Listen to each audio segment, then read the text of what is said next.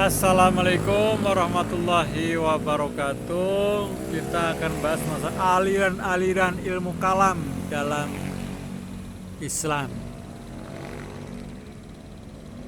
Yang dimaksud dengan ilmu kalam adalah ilmu yang membahas soal-soal keimanan yang sering disebut juga dengan ilmu tauhid, aqaid atau usuluddin. Ilmu ini disebut ilmu kalam karena di dalamnya banyak dibesarkan kalamullah. Ajaran agama Islam mempunyai dua aspek, yaitu akidah dan syariah. Akidah adalah ajaran tentang keimanan yang menyangkut iman kepada Allah, kepada malaikat, kitabullah, rasul, hari akhir, qada dan qadar, dan apa yang telah disebutkan dalam Al-Quran dan As-Sunnah.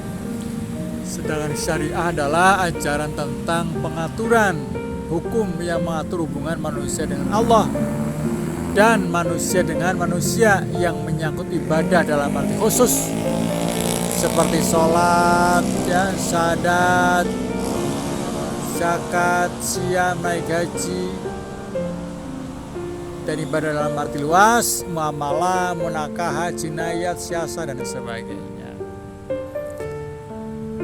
Dalam sejarah perkembangan pemikiran agama Islam, para ahli sering mengkategorikan ragam pemikiran ahli pikir Islam, yaitu masalah ilmu kalam, ke dalam beberapa kategori. Ada kelompok Jabariyah, ada kelompok Qadariyah, ada kelompok Mu'tazilah, ada kelompok Asy'ariyah.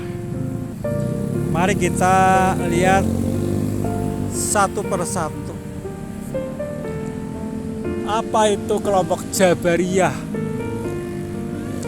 Didirikan oleh Jaham bin Sofwan pada abad kedua Hijriah. Disebut juga golongan Jahamiyah.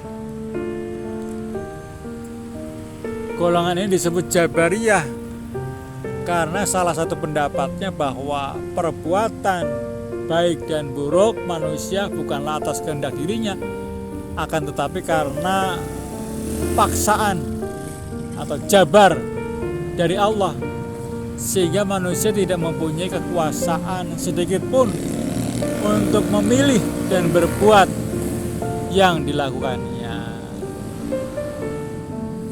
Dalam surah As-Saffat ayat 96 Allah menjelaskan, bismillahirrahmanirrahim, wallahu khalaqakum wa ma ta'malun.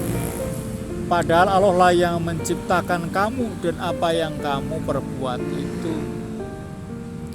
Juga surat Al-Hadid ayat 22, a'udzubillahi minasyaitonirrajim, bismillahirrahmanirrahim, ma asaba min musibatin fil ardi wala fi anfusikum illa fi kitabim min qabli an tabra'aha inna dzalika 'alallahi yasira. Tiada suatu bencana pun yang menimpa di bumi dan tidak pula pada dirimu sendiri melainkan telah ditulis oleh kitab Lauhul Mahfuz sebelum kami menciptakannya. Sesungguhnya yang demikian itu adalah mudah bagi Allah. Yang kedua adalah golongan Qadariyah, didirikan oleh Ma'had al-Jauhari di Irak pada akhir abad ke-1 Hijriah. Nama golongan ini berdasarkan kepada pengertian bahwa manusia mempunyai kodrat atau kekuasaan untuk berbuat sesuai dengan kehendaknya. Paham dari golongan Qadariyah adalah bahwa manusia dijadikan oleh Allah, diberi potensi untuk berbuat. Allah tidak ada pengaruhnya kepada segala perbuatan manusia.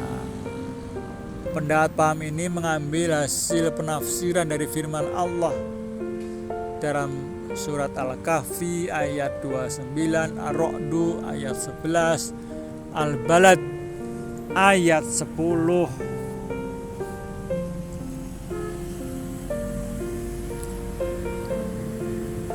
Yang selanjutnya adalah golongan Mu'tazilah, didirikan oleh Abu Hazafah Washil bin Asha.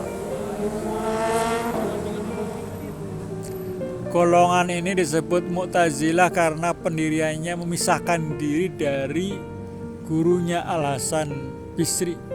Sedangkan mereka sendiri tidak mau disebut Mu'tazilah dalam menyebut dirinya sebagai ahli hak penegak kebenaran.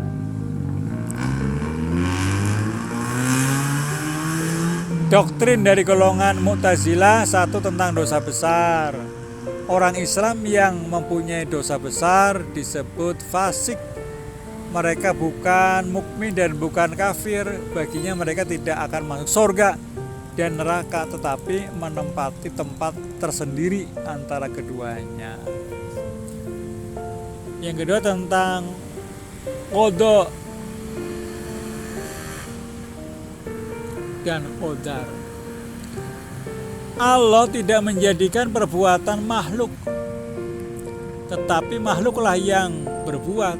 Oleh karena itu mereka pantas mendapatkan azab atas dosa-dosanya, dan mereka tidak mendapatkan jasa atau keuntungan dari amal kebaikannya. Yang ketiga tentang keesaan Allah. Mereka meniadakan sifat-sifat Allah. Yang disebut tauhid adalah meniadakan sifat-sifat Allah, karena apabila Allah itu mempunyai sifat, maka Allah tidak esa lagi. Yang keempat tentang kemampuan akal manusia. Manusia dengan kesempurnaan akalnya dapat mengetahui bahwa benar dan salahnya, baik dan buruknya, walaupun tidak diberitahukan oleh syara. Yang kelima tentang janji dan ancaman. Allah akan memenuhi janji-janjinya baik berupa pahala maupun siksa.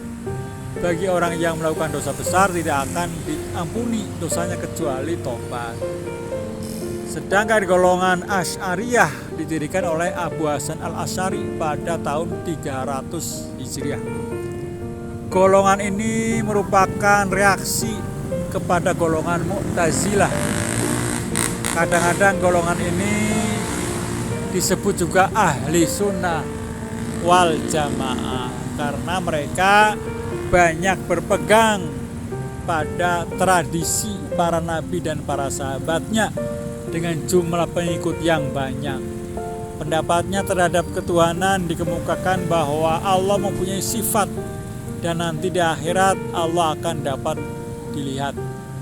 Mengenai perbuatan manusia, manusia tidak hanya dilahirkan oleh manusia, tetapi tidak lepas dari kekuasaan Allah Subhanahu wa Ta'ala. Di dalam hubungannya dengan surga dan neraka, Tuhanlah yang akan menentukannya. Bagi muslim yang mempunyai dosa besar, dia akan mendapat siksa di neraka sesuai dengan dosanya, kemudian dia masuk surga. Itu yang bisa saya sampaikan. Mudah-mudahan bermanfaat. Kebenaran datangnya dari Allah Subhanahu wa Ta'ala, kesalahan datangnya dari saya sendiri. Assalamualaikum warahmatullahi wabarakatuh.